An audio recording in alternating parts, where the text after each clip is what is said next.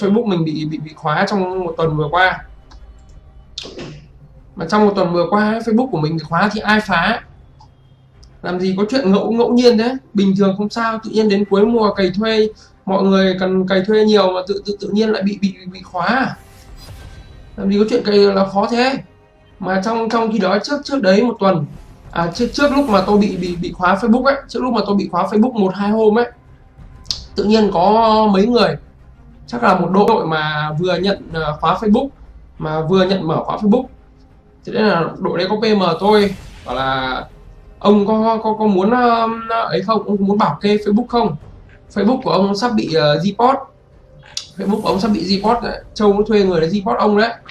Tôi thì tôi không tin, Facebook tôi mọi người tìm kiếm Facebook tôi cũng không được đúng không, một tuần nay Facebook của tôi không thể tìm được.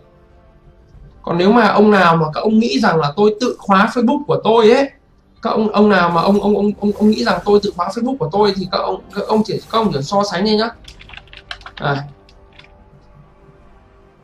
Tôi chả biết là ông nào. Đây là cái Facebook Facebook fake của Châu nó còn nhiều hơn cả là Facebook chính của nó. Facebook chính của Châu đúng không? Đấy, đâu rồi, sao lại Facebook của Châu là gì nhỉ? Nguyễn Duy Phương đúng không? Đấy, Facebook Châu đúng không?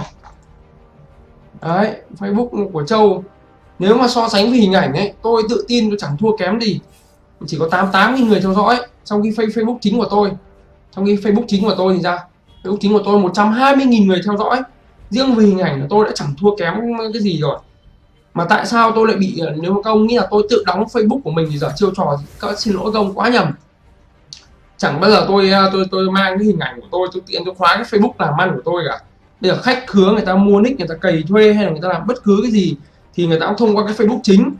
Chẳng có cái lý do gì mà tôi đi đóng cái Facebook chính của tôi một tuần để mất bao nhiêu giao dịch làm ăn của tôi à. Đấy, làm gì có chuyện ngẫu nhiên mà trùng hợp ấy. Trước đấy 1-2 ngày có người bảo PM bảo là ôi ông ơi, Facebook của ông Châu sắp report, cuối mùa cày thuê nó report ông rồi.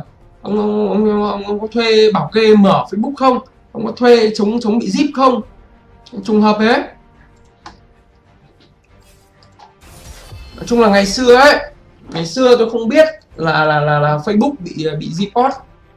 Rồi tôi không biết Facebook là bị report thì có ảnh hưởng gì đến fanpage không, nên là tôi cũng không biết rõ cái đấy. Tôi cũng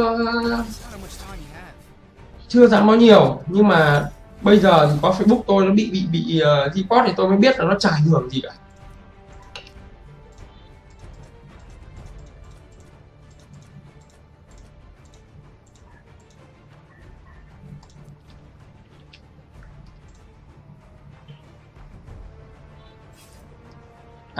Chuyện là em bị report Facebook thì có một đội em bị report Facebook thì trước khi Facebook của em nó bị khóa 1-2 hôm em đừng thiên ạ, thì có đứa nó PM em nó bảo là Facebook của anh sắp bị khóa, thì anh có muốn thuê bảo kê không, anh có thuê bảo kê không, bởi vì ông sắp thuê người khóa Facebook anh. Thì em nghĩ là chắc là trong đội của nó thôi, nó vừa muốn nhận tiền khóa, nó vừa muốn nhận tiền mở ấy mà.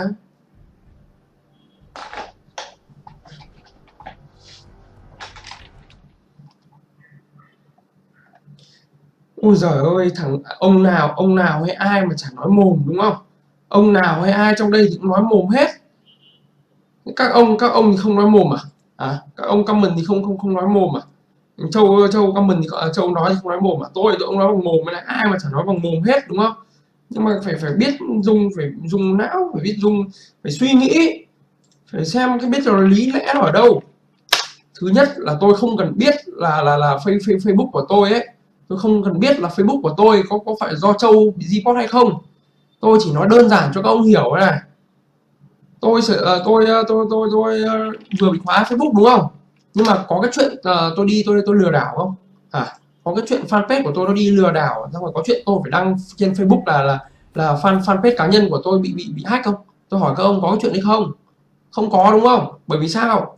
Bởi vì Facebook ấy chẳng liên quan gì đến cái việc mà bị khóa Facebook, bị zip Facebook mà lại bị mất fanpage cả. Nó chẳng chẳng liên quan gì cái việc Facebook bị zip mà lại mất được fanpage cả. Thế các ông cứ nghĩ đi, tại sao 2 3 tuần trước thì Châu bị report Facebook, xong rồi là quay ra là kêu là mất fanpage, xong rồi đi lừa đảo khắp nơi. Tôi hỏi các ông có liên quan không? Chả liên quan gì ở trong cái việc tôi cũng bị report mất này, tôi có bị làm sao đâu.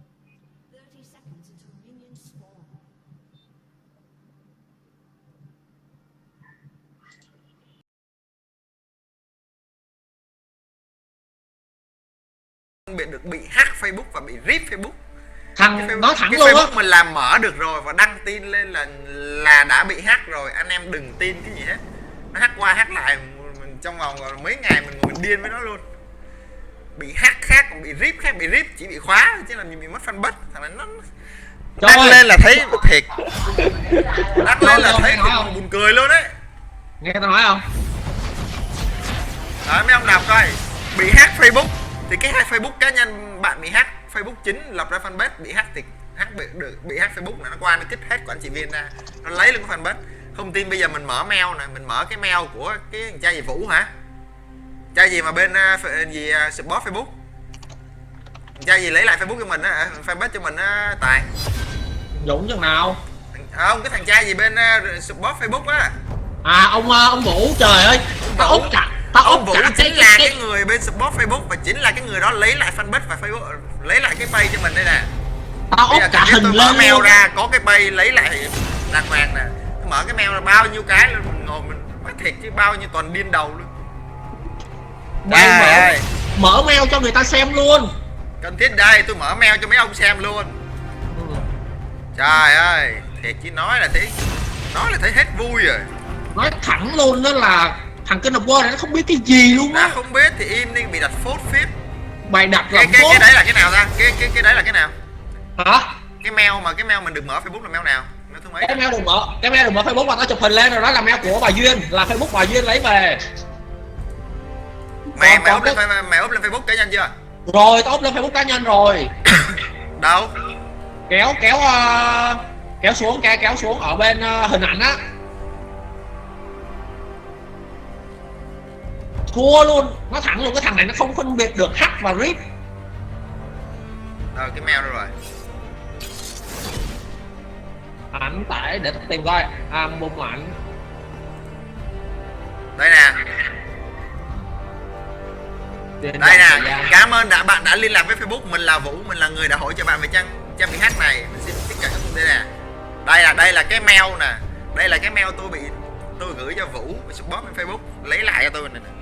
Trời ơi, kêu là giả bộ bị hack rồi, giả bộ mà có mail này hả? Mấy ông biết tôi tốn biết bao nhiêu tiền và tôi tốn biết bao nhiêu công sức để tôi lấy lại cái pay không? Thiệt, bóc phốt nghe là ngứa rồi. Nghe cái từ bóc phốt của nó là đánh ngứa rồi. Nó nghe giận quá giận, phải cả phốt. Mình bị rip Facebook nhưng mình đâu có mất fanpage. Nó không bị mà nó thiệt bị được rip và hack. Nói thiệt luôn nha, bên mình bị rip Facebook mình không nghi ngờ ai hết và không nói ai làm chuyện đó hết, mà tự nhiên cái nó bị rip cái nó đỡ được nó bị rip cái nó nói mình làm. Sàm cứt. Nói thẳng luôn, bây giờ mình nói thẳng nó làm thì sao? Nó dám nhận đâu? Bình tĩnh anh ơi, nóng quá. Tại vì nó đăng một cái status mà nhắm cứt nhất trong từng thể trong cái lịch sử. Và trùng hợp hơn nữa, khi mà sau đợt fanpage của Châu đi lừa đảo thì Châu mua lại dàn máy mới thành chục triệu. Bây giờ chỉ là tôi nói, bây giờ cần thiết tôi kêu ông Bảo, giám đốc công ty Tân Doanh là người tài trợ cái phòng máy tôi 100% và tôi thuê lại. Ok, tất cả những gì đang ở đây giờ bên nào mình nói thẳng, cần thiết không? Đây là ông Nguyễn Bảo, giám đốc công ty Tân Doanh luôn á. Giám đốc công ty Tân Doanh, là chủ net, 2 cái net Infinity 1 và 2, một cái ở Nguyễn Chí Phương và một cái ở cái nhà thi đấu Phú Thọ. Bây giờ mình muốn làm offline thì ông chủ đó ông cho mình luôn cái nhà thi đấu Phú Thọ, ông muốn làm gì thì làm. Đó là mình quen ông giám đốc công ty Tân Doanh là người đã làm, nói chung tài trợ hết tất cả mọi thứ trong cái phòng này cho mình chỉ thuê lại thôi.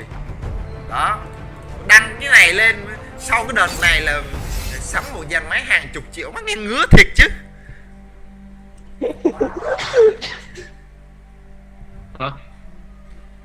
Thì nó... mình là người bị rip Facebook nên mình biết rõ bị rip thì đâu có cái gì. Bó tay thiệt. Nói thẳng luôn á, nó kêu cái gì sau cái đợt hack này Châu đã mua dàn máy về nhà. Má, trong khi đó cái dòng chữ Infinity nằm trình in nó luôn á. Thua rồi. Thua rồi. Thua rồi.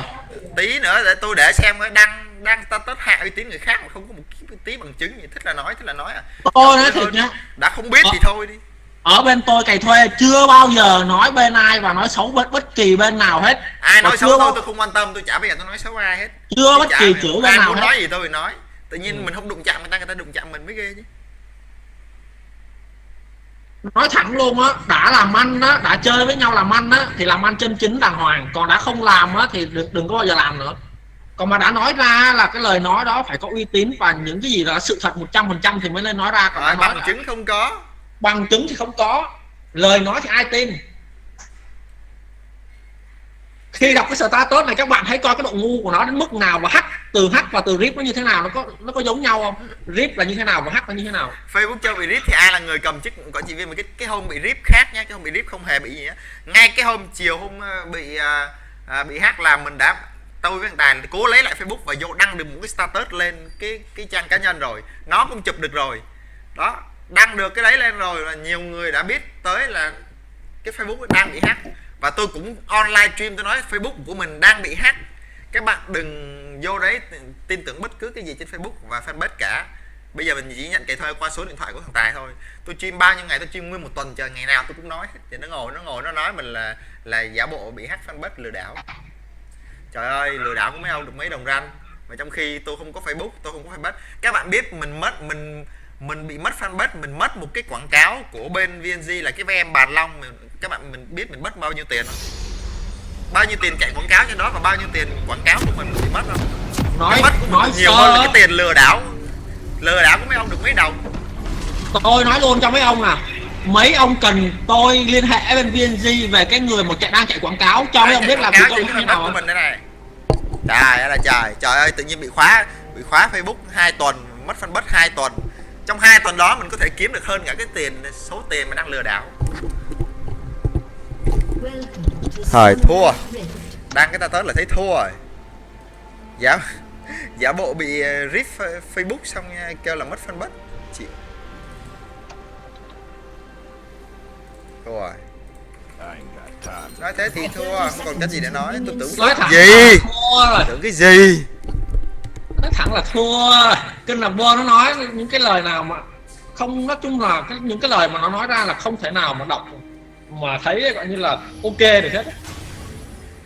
Tưởng cái gì?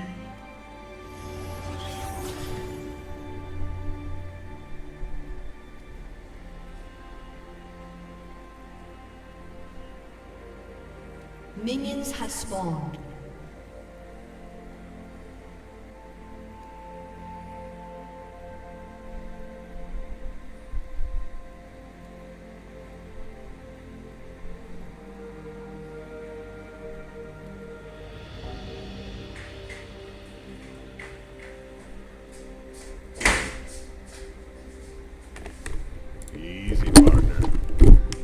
Một thanh niên cũng lớn tuổi rồi, phải nhỏ nhanh gì đâu mà không biết phân biệt được hack và bị rip.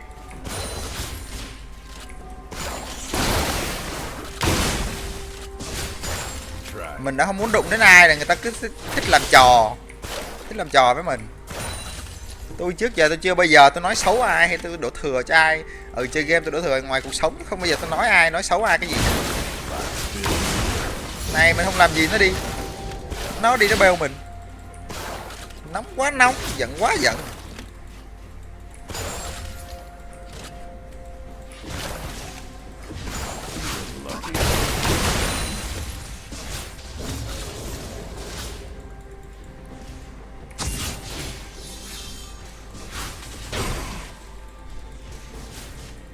Always trouble. Nói không có một cái chứng cớ gì hết.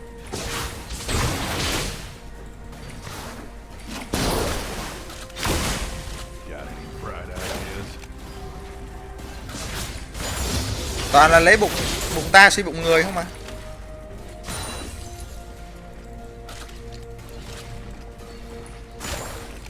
What are you playing at? Rồi mình còn gọi cho ông Hoàng Virus, hỏi ông tin hỏi Virus, gọi cho hẳn ông Hoàng Virus, anh có quen, và gọi cho Bill hỏi có quen ai bên rành bên Facebook ông, lấy lại Facebook phải lấy lại page cho mình gọi đúng, mình gọi tè le hết, gọi hỏi Bill và gọi hỏi Virus. Ông tin mấy ông cứ đi mà hỏi,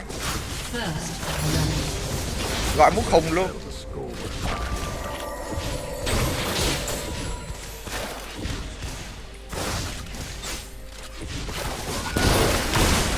Nó mới lắc rồi.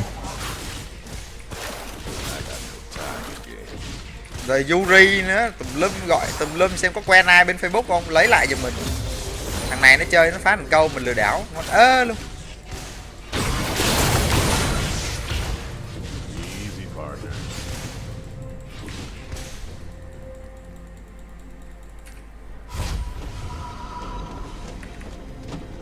Xưa giờ mình làm gì mình ngồi mình nói xấu ai, các bạn xem chim mình có nói xấu ai bao giờ không? Mấy ông kêu là kêu một vô view cao, tôi bảo view cao càng tốt, mình còn vui luôn. View cao thì Thoc TV phát triển, Thoc TV phát triển thì tôi sẽ được tăng lương, đây tôi mới được tăng lương xong nè, mình với thằng Thi mới được tăng lương xong, mỗi đứa tăng lên 2 triệu.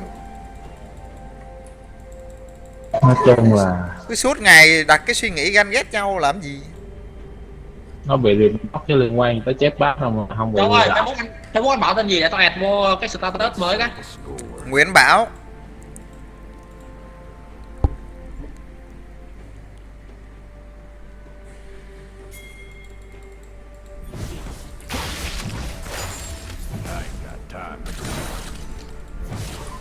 Bảo Nguyễn hay Nguyễn Bảo gì á.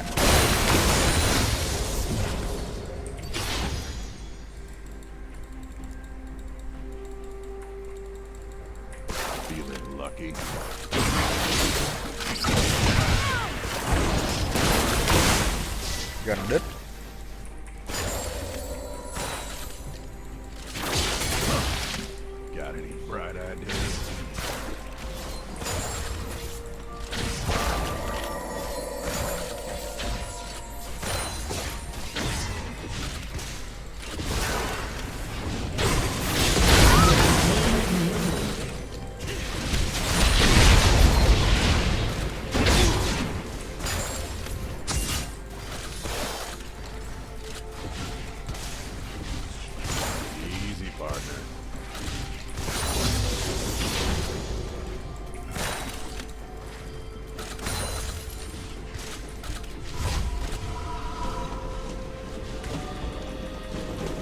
Anh ơi cậu ra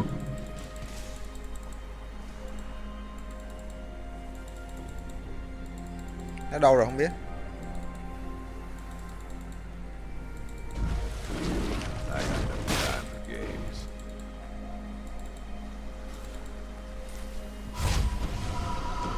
Mất thời gian đi quá. Hello. Nó nói mày kìa. Má thấy không, đăng cái status thấy buồn cười không mày? nói chung là từ cái câu cuối là thấy nó ngu rồi, bị report chứ bị chép bát liên quan tới nhau không ảnh hưởng tới cái fanpage. Anh ngu mà còn hết năng status. Vì đặt bóc phốt. Tôi ngồi tôi suy nghĩ mà để xem có nó bóc phốt gì, nói câu ra nghe thấy buồn cười rồi. Sau đợt hack Facebook Châu được mua một dàn máy chục triệu. Dàn máy bây giờ kêu ông Bảo lên và đứng ra và nói là cả một cái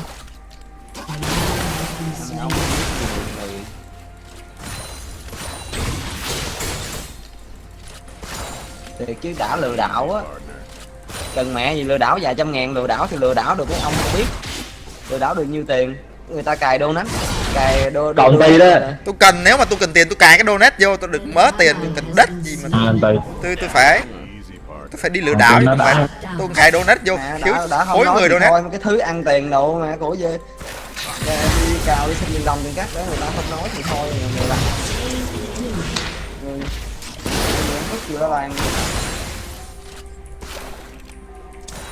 đẩy luôn nhá.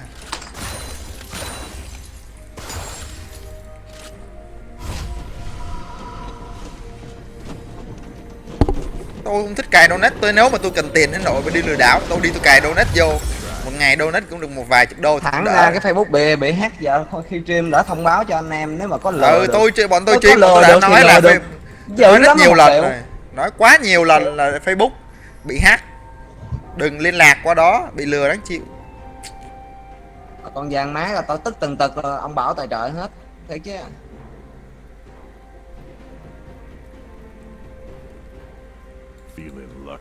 Thứ vừa ăn tức thì còn vừa lão làng nữa rồi. Cái này không nói tới tôi nhưng mà tôi nghe Người ta đã không muốn đụng vô.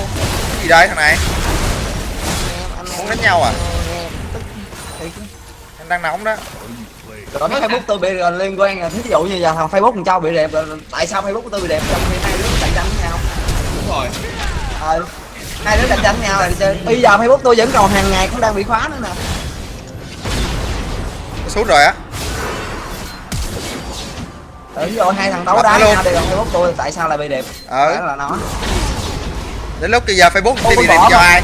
Tôi Không nói có Facebook bỏ công ty bị tiền rip ra giờ giờ tôi tôi đâu tìm có đổ người King thì of gọt War tôi đâu. luôn nè. Đó, Facebook thằng Thi vẫn đang bị rip hàng ngày, giờ tôi nói King of War làm cạnh tranh chạy thuê mấy ông tin không? Tôi đã không muốn đụng ai thôi, cứ thích đụng mình. Còn mày đặt đăng tết bóc phốt này nọ.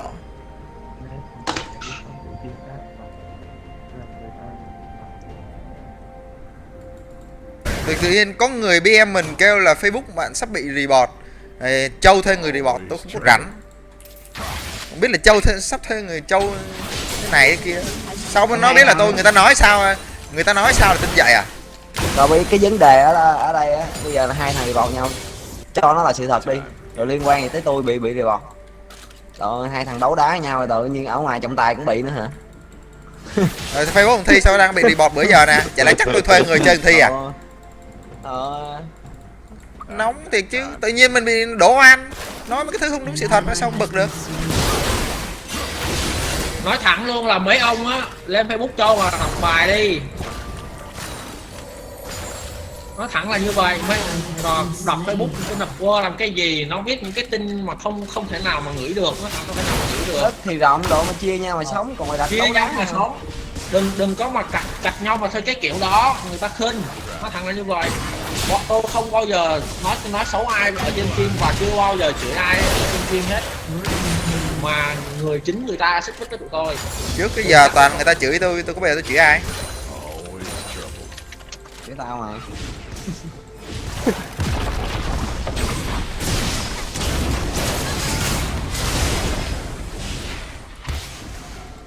Tao thấy anh Châu cày Terry đi cho nó tức, ông bị điên rồi.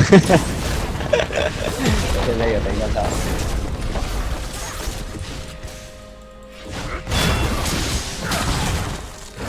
Bỏ luôn đó. Nó mấy nhà thấm ta hiểu sao đất nào không? Nó là sao đất nào nó trường hợp. Con ai? Trường hợp. Bắt đầu mình. Nó vừa vô Facebook. Mấy ông đọc có thấy buồn cười rồi.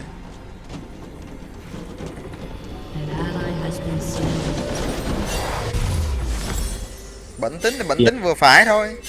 Nó có thể còn nhỏ tuổi hơn mình không nói.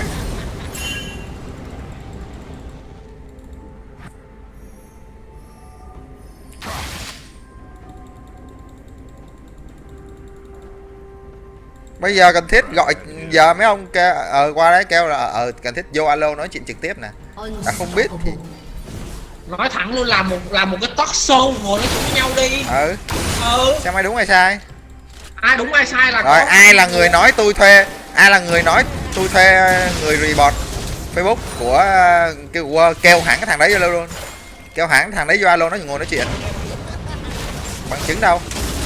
Đó, ngồi nói mồm không tôi cũng nói được giờ tôi nói Facebook tôi bị hack, Facebook của tôi bị report là do King of War thuê người á, không tin không?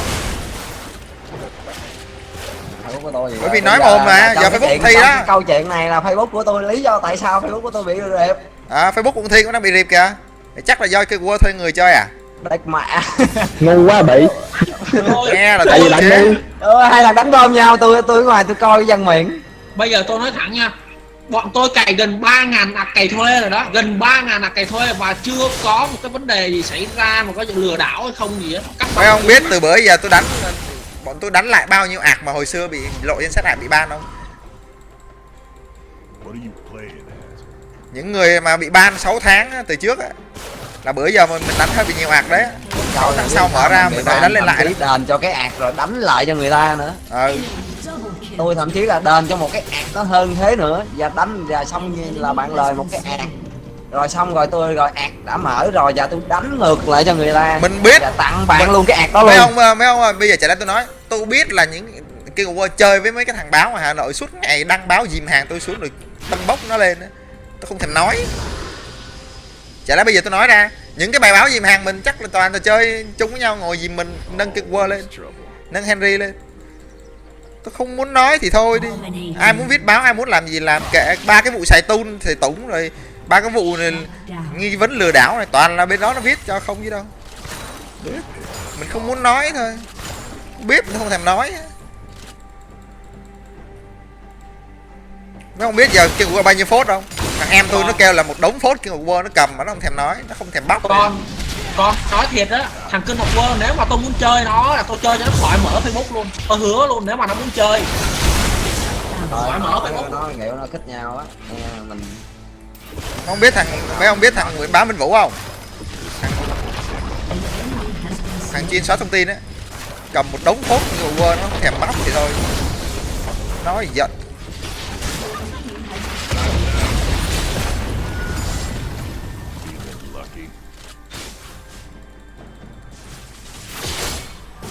Đây chính thằng Thùy nó cũng biết nè.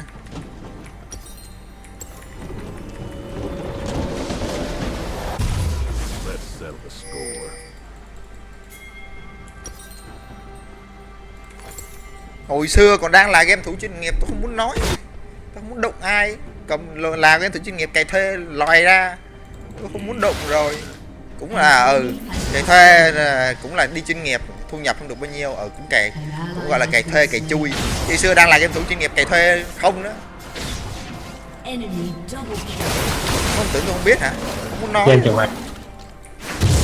Thời còn đang làm game thủ chuyên nghiệp á, đi cày thuê đầy. Bây giờ nói ra cho bị cấm thi đấu à? Mình không muốn đụng thì thôi, đừng có đụng mình. Lúc mình bật lên thì đừng có hỏi sao mà tự nhiên mình cái người đụng mình rồi bị chịu thiệt, ráng chịu.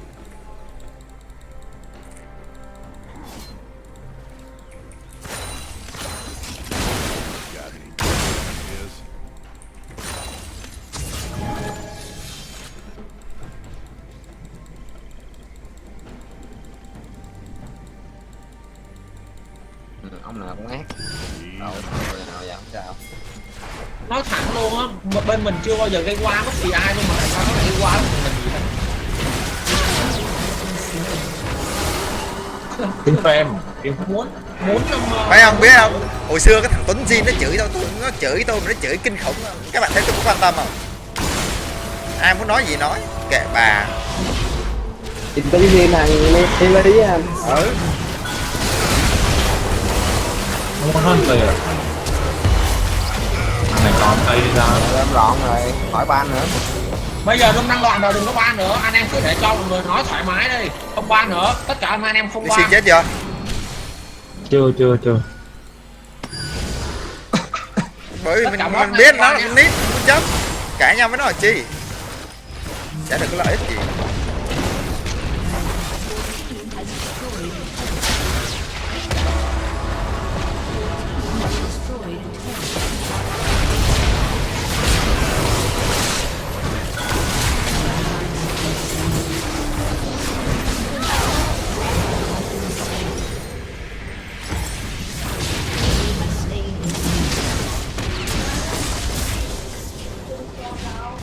Chung gì nể nhau, nó không nể mình thôi. Ít nhất mình cũng là đàn anh, ít nhất mình cũng là người đi, không phải là người nói người đi trước. Bây giờ ít nhất là tôi cũng lớn tuổi hơn nó không nể mình thì thôi. Giờ nó ngồi nó lôi mình ra nó bêu, chả lẽ mình ngồi mình nhịn. Thì trước giờ nhiều vụ mình không thèm nói rồi thì thôi. Chụp hình á, tin cũng chưa rõ ràng, Tin không rõ ràng, cái hơi thích là đăng lên hại uy tín người khác, đâu ra vậy? ngồi suy tưởng cái dàn máy này, sao trùng hợp ngồi đó suy tưởng rồi đó. Họ có đầu nghĩ bây giờ ra ngoài nhìn lên trời, ban ngày nhìn lên trời, nhìn lên cái đám mây, nhìn lên cái đám mây thôi, tự nhiên là tưởng tượng ra nhiều hình lắm, nhân tổ rồi Bồ Tát có nhiều, nếu mà đầu óc phong phú.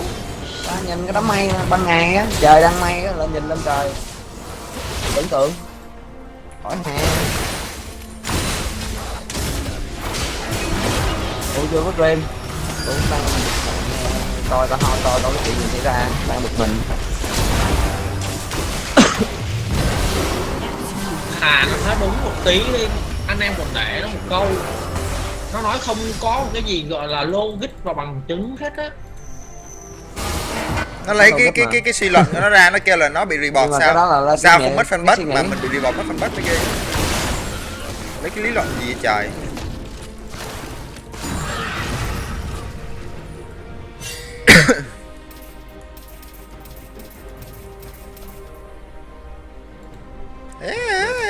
Chuối của anh.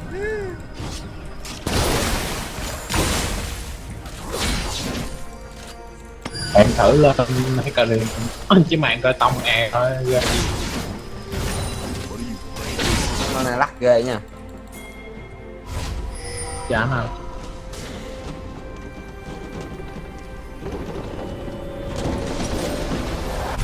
Đó, cái qua mà có đang ngồi xem stream hay các bạn nói kìa, qua vô giờ anh em ngồi nói chuyện với nhau nè, xem coi ai là người nói mình thuê người report Facebook của qua, rồi ai bằng chứng gì mà nói mình là cái thằng giả bộ bị hack Facebook đi lừa đảo, thì nói mình không có uy tín thì làm cái gì. Nó nói câu mấy ông nghe nói câu đó mấy ông chịu được đứt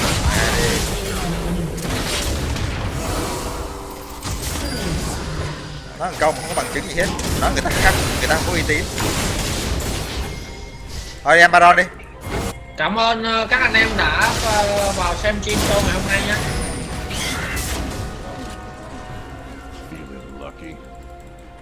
Thôi đẩy top hay để mid, đẩy top đi.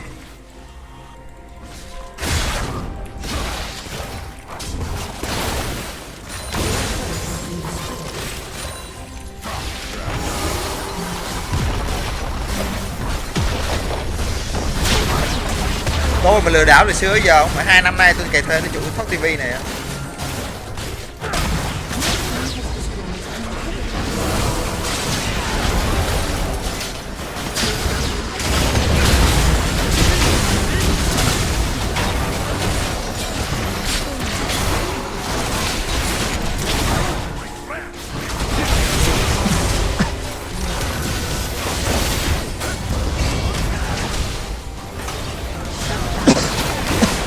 Biết quá mà bạn.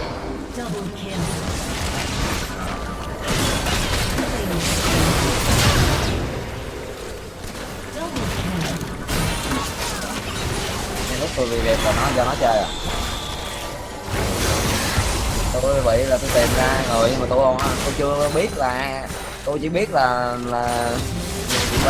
bên cái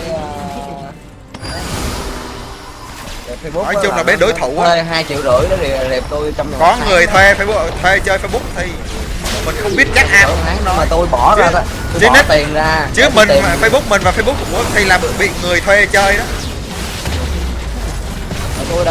Tôi đã tìm ra, tôi bỏ tiền ra tôi tìm có người nào rồi bọt tôi từ nào giờ tôi không biết rồi, công nghệ tôi đã dốt rồi thì đừng có nói một cái vụ mà đi bọt Facebook người khác. Mấy ông thừa biết rồi, công nghệ tôi dốt gì mấy ông hỏi toàn cái gì là tôi toàn kêu người khác chỉnh không đó, còn cái vụ mà về Facebook thì tôi cũng bỏ tiền ra tìm nhưng mà chưa tìm được thôi. Mà tôi tức, tôi muốn biết coi người nào rep mình thôi. Mới đầu tôi chỉ nghi là bên. Ủa rồi chênh lệch rồi, anh Bạch Kim anh không đánh được nữa, vậy anh solo nha. Em bạc. Rồi để anh solo cho. Em cũng bạc. Bác đánh nào? Thì đánh cái gì á?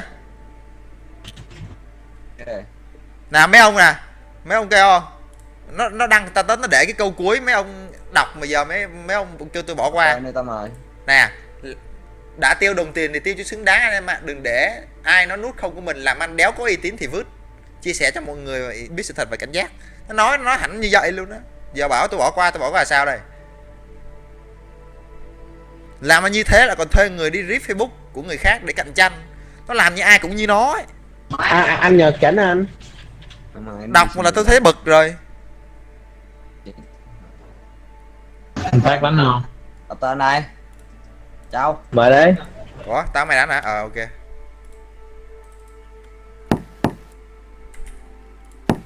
Lon xuống làm dưới đi. Xuống làm dưới đi. Ừ. Tụi nó đánh đi. Tập tên.